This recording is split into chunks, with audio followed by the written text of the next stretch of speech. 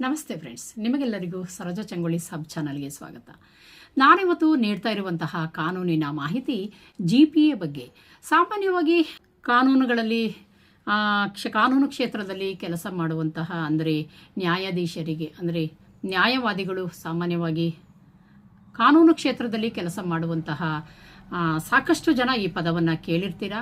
ಅಂದರೆ ನಿಮ್ಮ ಲಾಯರ್ ಹೇಳ್ತಾರೆ GPA ಮಾಡಿಸ್ಕೊಂಬನ್ನಿ ಅಂತ ಹೇಳ್ತಾರೆ. ಅಂದರೆ GPA ಅಂದರೆ ಏನು, ಅದರಲ್ಲಿ ಯಾವ ಅಂಶಗಳು ಇರಬೇಕು, ಯಾರು GPAಯನ್ನು ಮಾಡಬಹುದು, ಯಾರಿಗೆ GPAಯನ್ನು ಕೊಡಬಹುದು, GPA ಅವಧಿ ಎಷ್ಟು ಇತ್ಯಾದಿಗಳ ಬಗ್ಗೆ ಸರಿಯಾಗಿ ಮಾಹಿತಿ ಇರೋದಿಲ್ಲ. ಅದಕ್ಕಾಗಿ ಈ ವಿಡಿಯೋವನ್ನು ಮಾಡ್ತಾ ಇದ್ದೀನಿ ಫ್ರೆಂಡ್ಸ್. GPA ಅಂದರೆ ಜನರಲ್ ಪವರ್ ಆಫ್ ಅಟಾರ್ನಿ ಅಂಥೇಳಿ ಕಾನೂನಲ್ಲಿ ಕರೆಯಲಾಗುತ್ತದೆ. ಒಬ್ಬ ವ್ಯಕ್ತಿ ತನ್ನ ಪರವಾಗಿ ಇನ್ನೊಬ್ಬ ವ್ಯಕ್ತಿಗೆ ಕೆಲಸ ಮಾಡುವ ಕಾನೂನುಬದ್ಧ ಅಧಿಕಾರವನ್ನು ನೀಡುವ ದಾಖಲೆಯನ್ನು ಜನರಲ್ ಪವರ್ ಆಫ್ ಅಟಾರ್ನಿ ಅಥವಾ GPA ಅಂತೇಳಿ ಕರೀತಾರೆ. ಇದನ್ನು ಕನ್ನಡದಲ್ಲಿ ಸಾಮಾನ್ಯ ಅಧಿಕಾರ ಪತ್ರ ಅಥವಾ ಪೂರ್ಣ ಪ್ರತಿನಿಧಿ ಅಧಿಕಾರ ಪತ್ರ ಅಂತೇಳಿ ಕರೀತಾರೆ. ಅಂದರೆ ಯಾವುದೋ ಒಂದು ಹೆಲ್ತ್ ಇರ್ಬೋದು, ಒಬ್ಬ ಆಸ್ತಿಯನ್ನು ಹೊಂದಿರುವಂತಹ ವ್ಯಕ್ತಿ ಮನೆ ಕಟ್ಸೋದಿರ್ಬೋದು, ಇದು ಒಂದು ಆಸ್ತಿಯನ್ನು ಮಾರೋದಿರ್ಬೋದು, ಇಲ್ಲ ಯಾವುದೇ ಒಂದು ಕಾನೂನುಬದ್ಧ ಅಧಿಕಾರವನ್ನು ತಾನು ಚಲಾಯಿಸಲು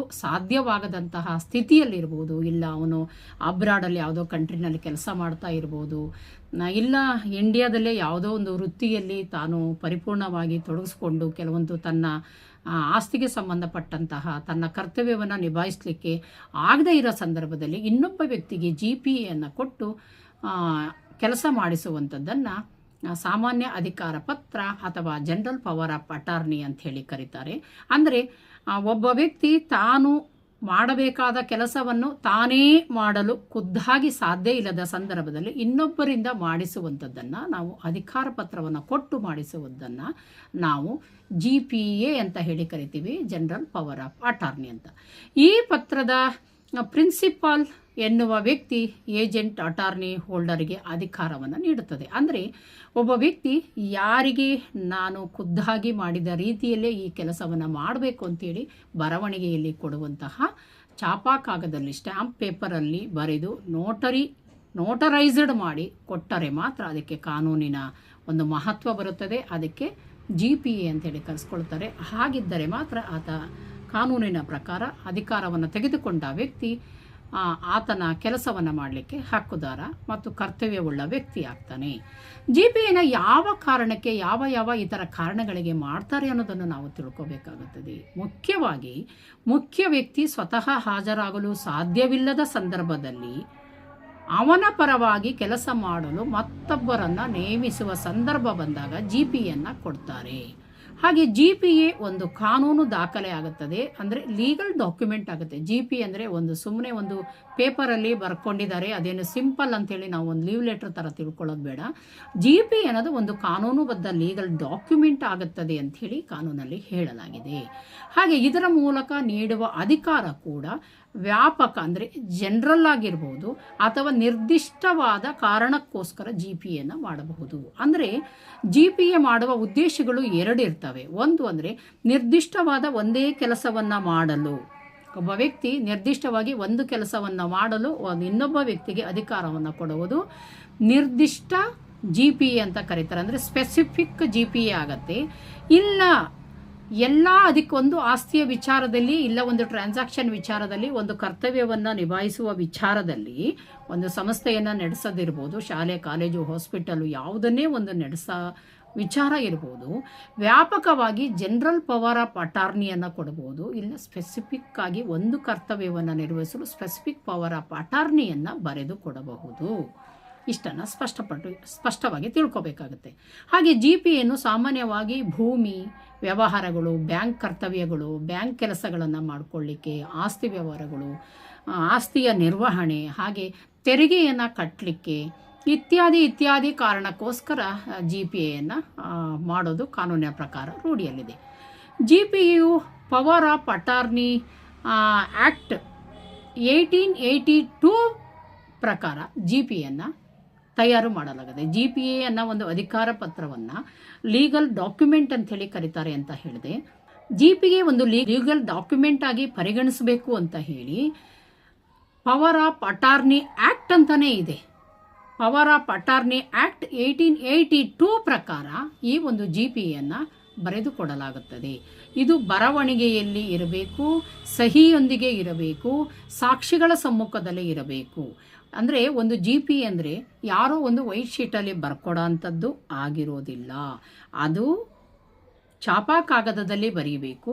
ಚಾಪಾ ಕಾಗದದಲ್ಲಿ ಬರೆದು ಅಂದರೆ ಸ್ಟ್ಯಾಂಪ್ ಪೇಪರ್ ಮೇಲೆ GPA ಕೊಡುವವರು, GPAಯನ್ನು ತೆಗೆದುಕೊಳ್ಳುವವರು ನಿರ್ದಿಷ್ಟ ಕಾರಣವನ್ನು, ನಿರ್ದಿಷ್ಟವಾದ ಕೆಲಸವನ್ನು ಸ್ಪಷ್ಟವಾಗಿ ಬರೆಸಿ ಅದನ್ನು ಇಬ್ಬರು ಸಾಕ್ಷಿದಾರರ ಸಮ್ಮುಖದಲ್ಲಿ ಸಹಿಯನ್ನು ಮಾಡಿ, ಇಬ್ಬರು ವ್ಯಕ್ತಿಗಳು GPA ಕೊಡುವವರು, GPAಯನ್ನು ತೆಗೆದುಕೊಳ್ಳುವವರು ಇಬ್ಬರು ಸಹಿ ಮಾಡಿ ನೋಟರಿಯ ಸಮ್ಮುಖದಲ್ಲಿ ನೋಟರಿಯವರು ಹೊಂದಿರುವಂತಹ ರಿಜಿಸ್ಟರ್ನಲ್ಲಿ ಸಾಕ್ಷಿದಾರ GPAಯನ್ನು ಕೊಡುವವರು, GPAಯನ್ನು ತೆಗೆದುಕೊಳ್ಳುವವರು ಸಹಿಯನ್ನು ಮಾಡುವ ಮೂಲಕ GPAಯನ್ನು ಲೀಗಲ್ ಡಾಕ್ಯುಮೆಂಟ್ ಆಗಿ ಎಕ್ಸಿಕ್ಯೂಟ್ ಮಾಡಬೇಕಾಗ್ತದೆ.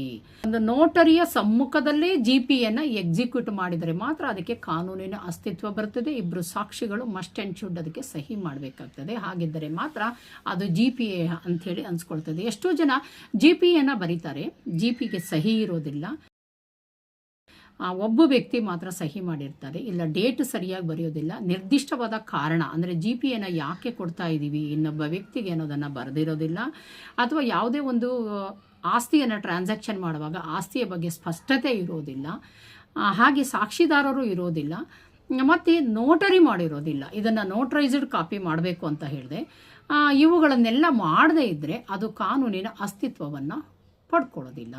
ಹಾಗೆ ನಾನು GPAನಲ್ಲಿ ಇನ್ನೊಂದು ವಿಧವನ್ನು ಹೇಳಬೇಕು. ಜನರಲ್ ಪವರ್ ಆಫ್ ಅಟಾರ್ನಿ ಅಂದರೆ ಎಲ್ಲ ಕೆಲಸಗಳಿಗೆ ವ್ಯಾಪಕ ಅಧಿಕಾರವನ್ನು ನೀಡುವಂಥದ್ದು. ನಾನು ಆಗದೆ ಹೇಳಿದೆ, ಒಂದು ಪರ್ಟಿಕ್ಯುಲರ್ ಕೆಲಸವನ್ನು ಮಾಡಲಿಕ್ಕೆ GPA ಕೊಡ್ಬೋದು, ಇಲ್ಲ ಅಂದರೆ ಎಲ್ಲ ಕೆಲಸಗಳನ್ನು ಒಂದು ಸಂಸ್ಥೆಗೆ ಸಂಬಂಧಪಟ್ಟ ಹಾಗೆ ಒಂದು ಆಸ್ತಿಗೆ ಸಂಬಂಧಪಟ್ಟ ಎಲ್ಲ ವ್ಯವಹಾರವನ್ನು ಕೊಡಲಿಕ್ಕೆ ಪರ್ಟಿಕ್ಯುಲರ್ ರೀಸನ್ ಇರ್ಬೋದು, ಇಲ್ಲ ಅಂದರೆ ಮಲ್ಟಿಪಲ್ ರೀಸನ್ಗಳಿಗೋಸ್ಕರ ಕೊಟ್ಟಿರುವಂತಹ ಅಧಿಕಾರ ಪತ್ರಗಳಾಗಿರ್ಬೋದು. ಉದಾಹರಣೆ ಬ್ಯಾಂಕ್ ವ್ಯವಹಾರ, ಆಸ್ತಿ ಮಾರಾಟ, ಹಣ ವಸೂಲಿ, ಇಲ್ಲ ಅಂದರೆ ಒಂದು ಪ್ರಾಪರ್ಟಿಯನ್ನು ನಿರ್ವಹಣೆ ಮೇಂಟೆನೆನ್ಸ್ ಮಾಡೋಕ್ಕೋಸ್ಕರ ಒಬ್ಬ ವ್ಯಕ್ತಿಯನ್ನು GPA ಹೋಲ್ಡರ್ ಆಗಿ ನೇಮಕವನ್ನು ಮಾಡ್ಬೋದಾಗಿದೆ. ಹಾಗೆ ಇನ್ನೊಂದು ಇರುತ್ತೆ special power of attorney, SPA ಅಂತ ಹೇಳ್ತಾರೆ. GPAಯಲ್ಲಿ ನಾನು ಇದುವರೆಗೂ ಹೇಳಿದ್ದು ಜನರಲ್ ಪವರ್ ಆಫ್ ಅಟಾರ್ನಿ ಇದೆ. ಇನ್ನೊಂದು ಸ್ಪೆಷಲ್ ಪವರ್ ಆಫ್ ಅಟಾರ್ನಿ, ಇದರಲ್ಲಿ ಒಂದು ನಿರ್ದಿಷ್ಟ ಕೆಲಸಕ್ಕೆ ಮಾತ್ರ ಅಧಿಕಾರವನ್ನು ನೀಡುವಂಥದ್ದಾಗುತ್ತೆ. ನಾನು ಹೇಳಿದ ಹಾಗೆ ಒಂದು ಪರ್ಟಿಕ್ಯುಲರ್ ಕೆಲಸ, ಒಂದು ಲಿಮಿಟೆಡ್ ವರ್ಕ್ ಇರುತ್ತೆ, ಅದಕ್ಕೆ ಮಾತ್ರ ಸ್ಪೆಷಲ್ ಪವರ್ ಆಫ್ ಅಟಾರ್ನಿಯನ್ನು ಎಕ್ಸಿಕ್ಯೂಟ್ ಮಾಡಿ ಕೊಡುವಂಥದ್ದು. ಇದನ್ನು ರಚನೆ ಮಾಡುವಂಥದ್ದು ಇಬ್ಬರು ಸಾಕ್ಷಿದಾರರ ಸಹಿ, ಮತ್ತು GPA ಕೊಡುವವರು, GPA ತೆಗೆದುಕೊಳ್ಳುವವರು ಮತ್ತು ನೋಟ್ರಿ ಮುಂದೆ ಸಹಿ ಮಾಡಬೇಕು. ಚಾಪಕಾಗದದಲ್ಲೇ ಬರೆಯಲ್ಪಡಬೇಕು. ಒಂದು ಫಾರ್ಮಾಲಿಟೀಸ್ ಇದೆ, ಒಂದು ಅದೇ ರೀತಿಯಲ್ಲೇ ಬರೆದೆ ಮಾತ್ರ ಅದು GPA ಅಂಥೇಳಿ ಅನ್ಸ್ಕೊಳ್ಳುತ್ತೆ. ಹಾಗೆ ಡಬಲ್ ಪವರ್ ಆಫ್ ಅಟಾರ್ನಿ ಅಂದರೆ DPA ಅಂತಿದೆ. ಸಾಮಾನ್ಯವಾಗಿ ಸ್ಪೆಷಲ್ ಪವರ್ ಆಫ್ ಅಟಾರ್ನಿ ತಿಳ್ಕೊಂಡಿರ್ತೀರಾ, ಇಲ್ಲ ಅಂದರೆ ಜನರಲ್ ಪವರ್ ಆಫ್ ಅಟಾರ್ನಿ ಅಂತ ತಿಳ್ಕೊಂಡಿರ್ತೀರಾ, GPA ಅಂತ ತಿಳ್ಕೊಂಡಿರ್ತೀರಾ. ಆದರೆ DPA ಅಂತ ಇನ್ನೊಂದು ಇದೆ, ಅಂದರೆ ಡಬಲ್ ಪವರ್ ಆಫ್ ಅಟಾರ್ನಿ ಅಂತ. ಅಂದರೆ ಡಬಲ್ ಪವರ್ ಆಫ್ ಅಟಾರ್ನಿ ನೀಡಿದ ವ್ಯಕ್ತಿ ಅಸ್ವಸ್ಥರಾದರೂ ಅಥವಾ ಅಸಮರ್ಥರಾದರೂ ಇದು ಒಂದು ಮಾನ್ಯವಾಗಿರುತ್ತದೆ. ಇದು ಸಾಮಾನ್ಯವಾಗಿ ಯಾರು ಎಕ್ಸಿಕ್ಯೂಟ್ ಮಾಡ್ಕೊಳ್ಳೋಕ್ಕೆ ಹೋಗೋದಿಲ್ಲ. ಅಂದರೆ ಬರೆದು ಕೊಟ್ಟಂತಹ ವ್ಯಕ್ತಿ ಅಸಮರ್ಥರಾದರೂ ಕೂಡ, ಅಸ್ವಸ್ಥರಂದರೆ ಅವರಿಗೆ ಹೆಲ್ತ್ ಇದ್ದರೂ ಕೂಡ ಅದರ ಅಸ್ತಿತ್ವ ಮುಂದುವರ್ಕೊಂಡು ಹೋಗುತ್ತದೆ. ಹಾಗೆ ಇನ್ನೊಂದು ನಾನ್ ಡಬಲ್ ಪವರ್ ಆಫ್ ಅಟಾರ್ನಿ, ಇದನ್ನು ಸಾಮಾನ್ಯವಾಗಿ ಸಾಕಷ್ಟು ಜನ ಕೇಳಿರೋದಿಲ್ಲ. ನಾನ್ ಡಬಲ್ ಪವರ್ ಆಫ್ ಅಟಾರ್ನಿ ನೀಡಿದ ವ್ಯಕ್ತಿ ಅಸಮರ್ಥರಾದರೆ ಅಥವಾ ಅವರು ತೀರಿ ಹೋದರೆ ಮಾತ್ರ ಅದು ಅಮಾನ್ಯವಾಗುತ್ತದೆ, ಅದರ ಪವರು ನಿಂತು ಹೋಗುತ್ತದೆ. ಹಾಗೆ ಮೆಡಿಕಲ್ ಪವರ್ ಆಫ್ ಅಟಾರ್ನಿ, ಆರೋಗ್ಯ ಅಥವಾ ಚಿಕಿತ್ಸೆ ಕುರಿತ ನಿರ್ಧಾರಗಳಿಗೆ ಒಬ್ಬರಿಗೆ GPAಯನ್ನು ಕೊಡುವಂಥದ್ದು ಮೆಡಿಕಲ್ ಪವರ್ ಆಫ್ ಅಟಾರ್ನಿ ಅಂತ ಹೇಳಿ ಕರೆಸ್ಕೊಳ್ಳುತ್ತದೆ. ಹಾಗೆ ಫೈನಾನ್ಷಿಯಲ್ ಪವರ್ ಆಫ್ ಅಟಾರ್ನಿ ಅಂತ ಒಂದಿರುತ್ತೆ. ಅಂದರೆ ಫೈನಾನ್ಷಿಯಲ್ ಪವರ್ ಆಫ್ ಅಟಾರ್ನಿಯಲ್ಲಿ ಹಣಕಾಸು ನಿರ್ವಹಣೆಗೆ ಸಂಬಂಧಿಸಿದ ಅಧಿಕಾರವನ್ನು ಒಬ್ಬ ವ್ಯಕ್ತಿ ಇನ್ನೊಬ್ಬ ವ್ಯಕ್ತಿಗೆ ಕೊಡುವಂಥದ್ದು ಫೈನಾನ್ಷಿಯಲ್ ಪವರ್ ಆಫ್ ಅಟಾರ್ನಿ ಆಗಿರುತ್ತದೆ.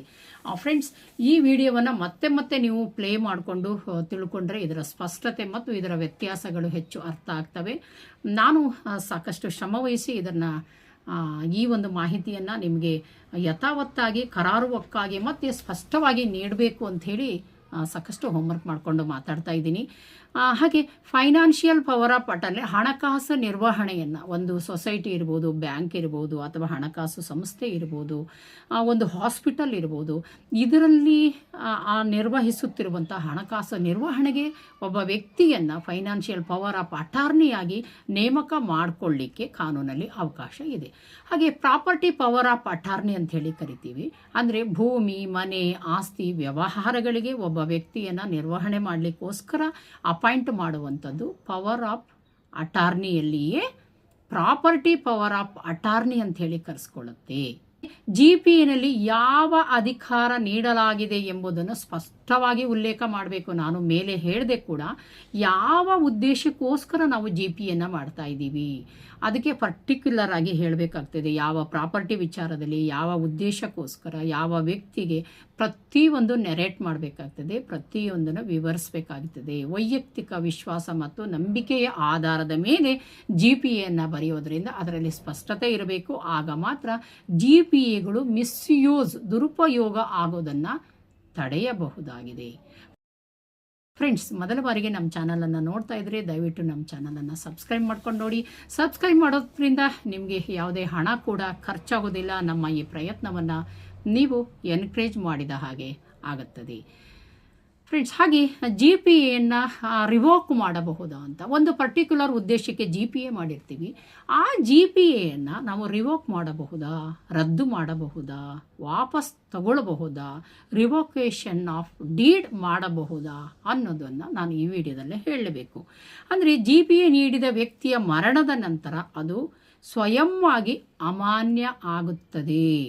ಅಂದರೆ ಒಬ್ಬ ವ್ಯಕ್ತಿಗೆ ನಾವು GPAಯನ್ನು ಕೊಟ್ಟಿರ್ತೀವಿ. ಆ ಕೊಟ್ಟಿರುವಂತಹ ವ್ಯಕ್ತಿ, GPA ನೀಡಿರುವಂತಹ ವ್ಯಕ್ತಿ ತೀರ್ ಹೋದರೆ ಆ ಒಂದು GPA ಪತ್ರ ಅಮಾನ್ಯ ಆಗುತ್ತದೆ. ಕಾನೂನಿನ ಪ್ರಕಾರ ಅದು ಡೆಡ್ GPA ಆಗುತ್ತದೆ. ಹಾಗಾಗಿ ಅದರದ ಅಸ್ತಿತ್ವ ಕಳೆದುಕೊಳ್ಳುತ್ತದೆ. ಹಾಗೆ ಇನ್ನೊಂದು ಸಂದರ್ಭದಲ್ಲಿ GPAಯನ್ನು ನಾವು ಯಾವಾಗ ಅಮಾನ್ಯ ಮಾಡಬಹುದು? ಒಬ್ಬ ವ್ಯಕ್ತಿ ಜೀವಂತ ಇರ್ತಾನೆ, ಒಂದು ಉದ್ದೇಶಕ್ಕೋಸ್ಕರ ಯಾರಿಗೂ GPAಯನ್ನು ಕೊಟ್ಟಿರ್ತೀವಿ. ನಾವು GPA ಕೊಟ್ಟಿರುವ ಕಂಡೀಷನ್ಸು ಪ್ರಕಾರ GPA ತಗೊಂಡಿರೋ ವ್ಯಕ್ತಿ ಕೆಲಸ ಮಾಡ್ತಾ ಇಲ್ಲ ಅಂತಂದರೆ ಆ ವ್ಯಕ್ತಿಯಿಂದ ನಾವು GPAಯನ್ನು ವಾಪಸ್ ತೆಗೆದುಕೊಳ್ಳಬಹುದು. ಅಂದರೆ ಆ ಪತ್ರವನ್ನು ವಾಪಸ್ ತಗೊಳ್ಳೋದಲ್ಲ, ನಾವು ಅದೇ ಪ್ಲೇಸಲ್ಲಿ ಇನ್ನೊಂದು ವ್ಯಕ್ತಿಗೆ GPAಯನ್ನು ಮಾಡಿಕೊಟ್ಟಾಗ, ಇಲ್ಲವ ಅದೇ ವ್ಯಕ್ತಿಗೆ ಇನ್ನೊಂದು ಹೊಸ GPAಯನ್ನು ಮಾಡಿಕೊಟ್ಟಾಗ ಜನರಲ್ ಪವರ್ ಆಫ್ ಅಟಾರ್ನಿ ರದ್ದಾಗುತ್ತದೆ. ನಮಗೆ ವಿಶ್ವಾಸವನ್ನು ಕಳ್ಕೊಂಡಾಗ, ಒಬ್ಬ GPA ತಗೊಂಡಿರೋ ವ್ಯಕ್ತಿ ಸರಿಯಾಗಿ ಕೆಲಸ ನಿರ್ವಹಣೆ ಮಾಡದೇ ಇದ್ದಾಗ, ಅಂಥ ಸಂದರ್ಭದಲ್ಲಿ ಇಲ್ಲ ಆ ವ್ಯಕ್ತಿ ಸತ್ತು ಹೋದಾಗ ಆಟೋಮೆಟಿಕ್ಕಾಗಿ ಆ GPA ರದ್ದಾಗುತ್ತದೆ.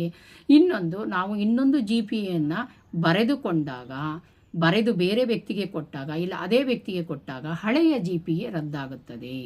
GPA ನೀಡಿದ ವ್ಯಕ್ತಿಯ ಮರಣದ ನಂತರ ಸ್ವಯಂವಾಗಿ ಅದು ಹೋಗೋದು ಕಾಮನ್ನು. ಆದರೆ GPA ತೆಗೆದುಕೊಂಡಂತಹ ವ್ಯಕ್ತಿ ಹಲವಾರು ಕಾರಣಕ್ಕೋಸ್ಕರ ಅವನಿಗೆ ತೃಪ್ತಿಕರವಾಗಿ GPA ನಿರ್ವಹಣೆ ಮಾಡ್ತಾ ಇಲ್ಲ ಅಂತ ಅಂದಾಗ ಅದನ್ನು ಕೂಡ ವಾಪಸ್ಸು ತೆಗೆದುಕೊಳ್ಳಿಕ್ಕೆ ಕಾನೂನಿನ ಅಲ್ಲಿ ಅಧಿಕಾರ ಇದೆ. ಅಂದರೆ ದುರುಪಯೋಗ ಮಾಡಿಕೊಂಡಾಗ ಕಾನೂನಿನ ಪ್ರಕಾರ ಕ್ರಮ ತೆಗೆದುಕೊಂಡು GPAಯನ್ನು ರದ್ದು ಮಾಡಿದ್ದೀನಿ ಅಂತೇಳಿ ಪತ್ರಿಕೆಗಳಲ್ಲೂ ಕೊಡಬಹುದು.